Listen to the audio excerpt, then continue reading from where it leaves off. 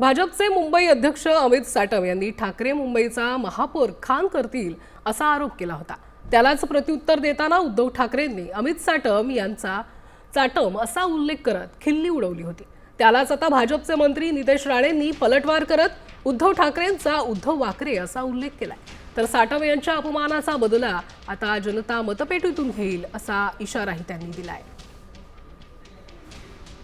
मुंबईचं आम्ही ममदानीकरण होऊ देणार नाही, मुंबईचा न्यूयॉर्क होऊ देणार नाही, मुंबईचा रंग असं आम्ही कोण बदलू बोललं? देणार नाही। कोण बोललं? हे सगळे भाजपचे पदाधिकारी आणि मुंबई अध्यक्ष बोलतात। चाटम चाटम नाही काय मला ऐकायला नाही आलं. माईक घ्या ना जरा. चाटम उद्धव वाकरेने, हो मी त्याला वाकरे म्हणेन, कारण का जिहाद्यांच्या समोर वाकून वाकून ज्याचा कणाच मोडलेला आहे आमच्या ह्या मातीचा तुम्ही अपमान करतात, हे उद्धव वाकरेंनी लक्षात ठेवावं।